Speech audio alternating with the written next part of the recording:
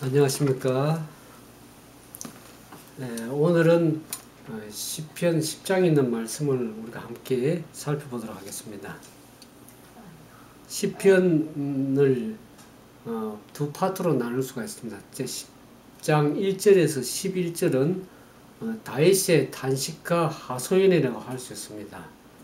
시편 10장 12절에서 18절까지는 다윗의 기도와 확신에 대해서 말씀을 하고 있습니다. 그러면 시편 10장에 있는 말씀을 살펴보도록 하겠습니다. 시편 10장 1절 여호와여 어찌하여 멀리 서시며 어찌하여 환난 때에 숨으시나이까. 다윗이 이렇게 탄식하고 있습니다. 어찌하여 하나님께서는 멀리 계시며 어찌하여 환난 때 숨으십니까? 이와 같은 탄식이 오늘 우리 모든 성도들의 탄식이 될 수가 있습니다. 다윗이 살던 시대는 악한 자들이 득세하고 악한 자들이 흥왕해서 어렵게 살려는 자가 순환을 당하는 그러한 시기였습니다. 그래서 왜 다윗은 하나님께서 왜 멀리서 쳐다만 보고 계십니까? 왜 얼굴을 숨기고 계십니까? 이렇게 탄식하고 있습니다. 하나님이 안 계시는 부재 현상에 대한 다윗의 탄식입니다. 사실 오늘날도 그와 같은 마찬가지지만 마땅히 벌을 받아야 할 사람이 벌을 받지 아니하고 태평성실을 누리고 또 벌을 받지 말아야 될 의인이 너무 고통당하는 그런 현실을 볼 때 우리는 그런 불평과 탄식이 나올 수밖에 없습니다.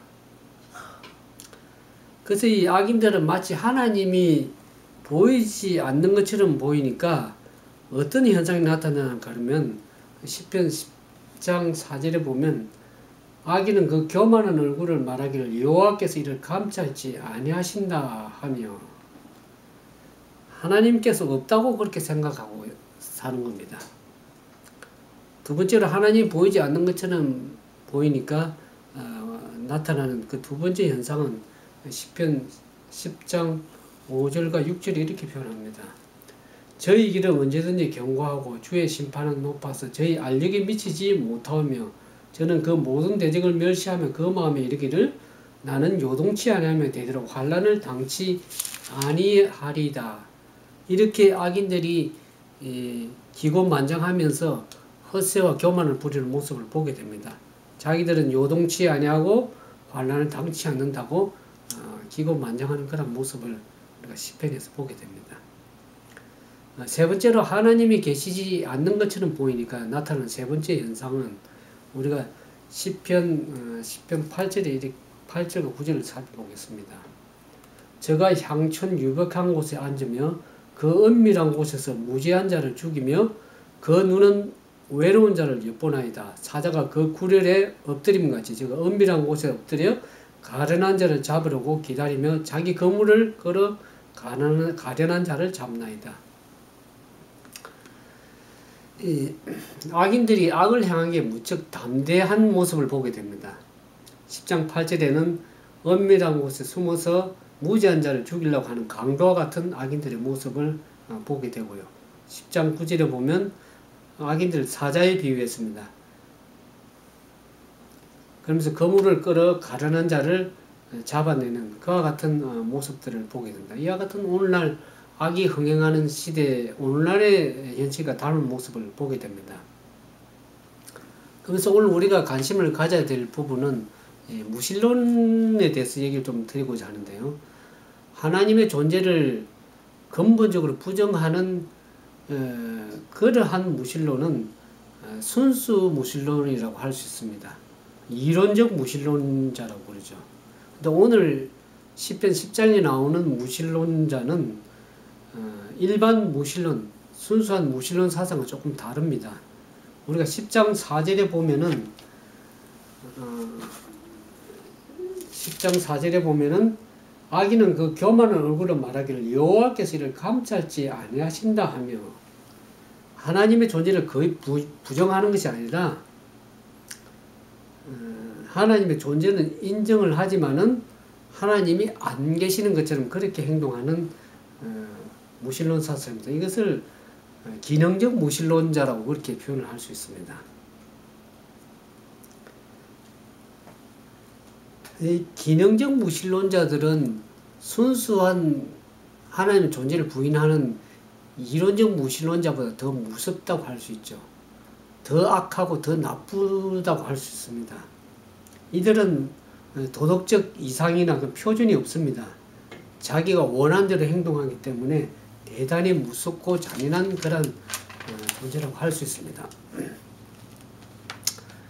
물론 우리가 하나님의 뜻대로 살려고 노력해도 모든 것이 잘 되지도 않고 오히려 악인들이 득세하고 그들이 형통하는 모습을 보면서 우리 그리스도인들 때로는 시험에 들 때도 있지 않는 사람이 있지 않나 그렇게 생각이 듭니다. 그래서 하나님이 없는 것처럼 그렇게 행동하는 그 같은 모습이 되어서는 안 된다고 생각합니다. 우리가 반드시 기억해야 될 말씀은 믿음이 좋은 것이 반드시 우리의 형통과 행복을 보장하는 것은 아닙니다. 오히려 기능적인 무신론자들이 오히려 잘 될 때도 오히려 많다는 것을 우리가 기억할 필요가 있습니다. 그렇지만 오늘 우리가 시편 10장을 살펴보면서 우리가 다윗이 주는 그 교훈을 믿음의 교훈을 통해서 우리가 배워야 될 세 가지를 좀 생각해 보겠습니다.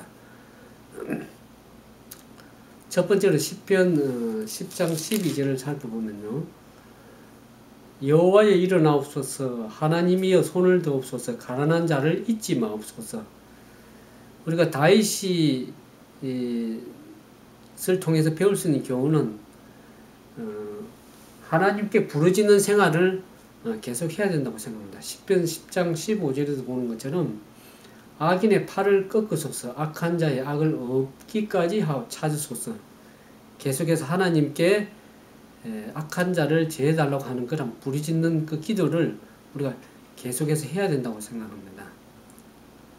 누가복음 18장에도 부르짖는 자의 원한을 갚지 않겠느냐. 하나님께서는 계속해서 낙심치 말고 부르짖어야 될 것을 강조하고 있습니다. 악이 득세할 때마다 하나님께 부르짖어야 된다고 그렇게 생각하고 있습니다.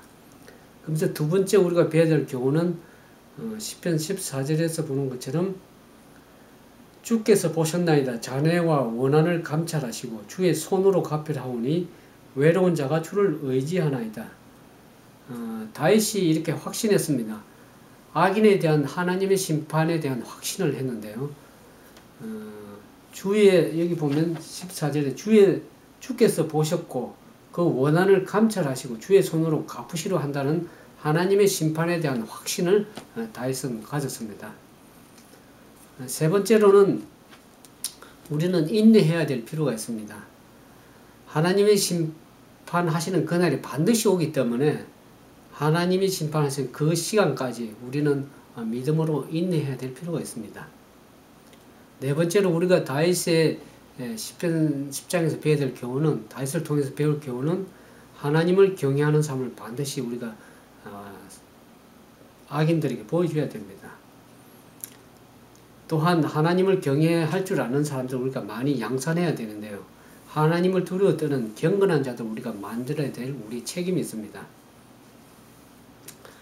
우리들이 하나님께 부르짖고 또 하나님의 말씀을 확신하고 믿음으로 인내하는 가운데 우리가 하나님을 경외하는 모습들을 보여줄 때에 하나님께서 우리의 믿음대로 행한 대로 갚아주시고 또 축복해 주시라는 것을 분명히 믿습니다.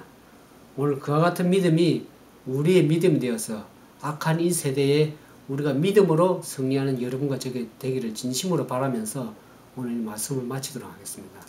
잠시 기도하겠습니다. 고마우신 아버지 하나님, 주님의 오시 가까운 이때 참으로 악이 흥행하고 악한 자가 형통하는 것처럼 보이지만 우리는 거기에 믿음이 흔들리지 않고 믿음에 굳게 서서 확신하며 인내함으로 주님의 백성으로 온전히 서서 사단이 주는 모든 어둠에서 굴하지 않고 말씀으로 승리하는 우리 모두가 되어서 마지막 때 주님 오시는 그날 착하고 충성된 종으로 모두 설 수 있도록 은총을 더해 주시옵기만을 예수님 이름으로 간절히 기도드리옵나이다. 아멘.